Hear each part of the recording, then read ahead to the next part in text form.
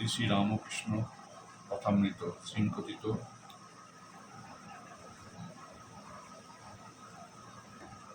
তব কথামৃতং তপ্ত জীবনং কবিবিদিতং কর্মশাপহং প্রবণমঙ্গলম শ্রীমদাতং কবি গিনন্তি যে ভুলিদাচনা শ্রীমদ্ ভাগবত কবি গীতা।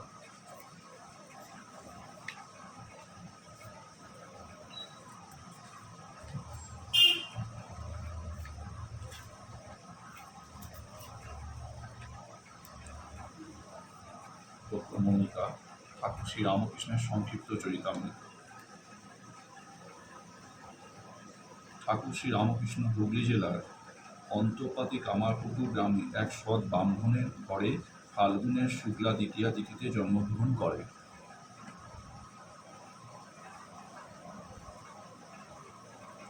কামারপুকুর গ্রাম জাহানাবাদ বা আরামবাগ হইতে 4 ক্রোশ পশ্চিমে আর বর্ধমান হইতে 12-13 ক্রোশ দক্ষিণে। ঠাকুর শ্রী রামকৃষ্ণের জন্মদিন সম্বন্ধে মতভেদ আছে। অম্বিকা আচার্যের কোষ্ঠী, এই কোষ্ঠী ঠাকুরের অসুখের সময় প্রস্তুত করা হয় 3রা কার্তিক 1286, ইংরাজি 1879। উহাতে জন্মদিন লেখা আছে 1756 শকাব্দ 10ই ফাল্গুন বুধবার শুক্লা দ্বিতীয়া পূর্ব ভাদ্রপদ নক্ষত্র। তাহার গণনা ক্ষেত্রনাথ ভট্টের 1300 সালের গণনা এই মতে 1754 শতাব্দে 10ই ফাল্গুন বুধবার শুক্লা দ্বিতীয়া পূর্ব ভাদ্রপদ সব মিলে। 1239 সাল 20 ফেব্রুয়ারি 1833 লগ্নে রবি চন্দ্র বুধের যোগ, কুম্ভ রাশি, বৃহস্পতি শুক্রের যোগ হেতু সম্প্রদায়ের প্রভু হইবে। নারায়ণ জ্যোতির্ভূষণের নূতন পুষ্টিমতে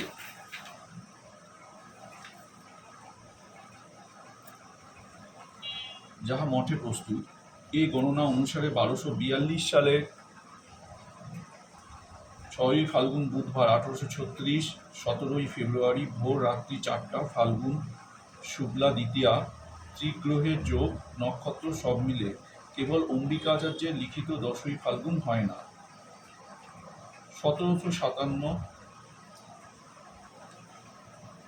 10-5-59, 28-21 ঠাকুর মানব শরীরে 51-52 বৎসর কাল জীবিত ছিলেন।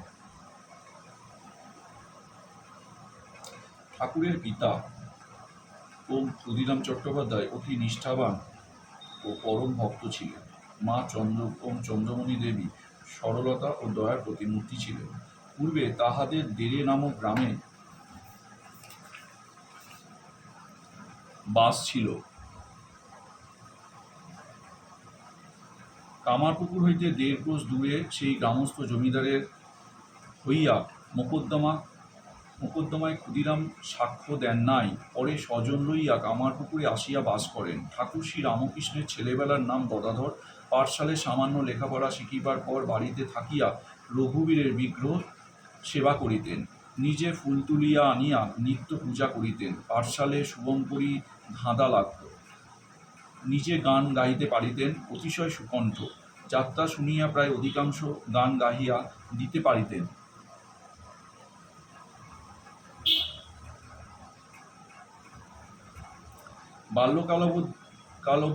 বাল্যকালাবধি সদানন্দ পাড়ায় আবাল বৃদ্ধ বনিতা সকলেই তাহাকে ভালোবাসিতেন। বাড়ির পাশে লাহাদের বাড়ি, সেখানে অতিথিশালায় সর্বদা সাধুদের যাতায়াত ছিল। গদাধর সেখানে সাধুদের সঙ্গ ও তাহাদের সেবা করিতেন। কতকেরা যখন পুরাণ পাঠ করিতেন তখন নিবিষ্ট মনে সমস্ত শুনিতেন।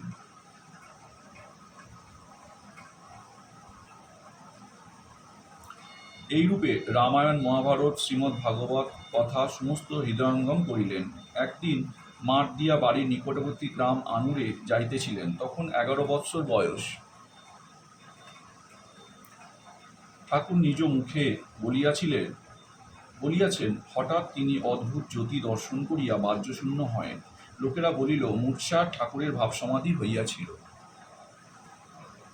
ক্ষুদিরামের মৃত্যুর পর ঠাকুর জ্যেষ্ঠ ভ্রাতার সঙ্গে কলিকাতায় আসিলেন। তখন তাহার বয়স 17-18 হইবে। কলিকাতায় কিছুদিন নাথের বাগানে, কিছুদিন ঝামাপুকুরে গোবিন্দ চাটুর্যের বাড়িতে থাকিয়া পূজা করিয়া বেড়াইতেন। এই সূত্রে ঝামাপুকুরের মিত্রদের বাড়িতে কিছুদিন পূজা করিয়াছিলেন। রানী রাসমণির কলিকাতা হইতে ২.৫ কোশ দূরে দক্ষিণেশ্বরে কালীবাড়ি স্থাপন করিলেন ১২৬২ সালের ১৮ই জ্যৈষ্ঠ, বৃহস্পতিবার, স্নানযাত্রার দিন। ইংরাজি ৩১শে মে ১৮৫৫ খ্রিস্টাব্দ। ঠাকুর শ্রীরামকৃষ্ণের জ্যৈষ্ঠ ভ্রাতা পণ্ডিত রামকুমার কালীবাড়িতে প্রথম পূজারী নিযুক্ত হইলেন। ঠাকুরও মাঝে মাঝে কলিকাতা হইতে আসিতেন ও কিছুদিন পরে নিজে পূজাকার্যে নিযুক্ত হইলেন। তখন তাহার বয়স ২১-২২ হইবে। মধ্যম ভ্রাতা রামেশ্বরও মাঝে মাঝে বাড়ির পূজা করিতেন।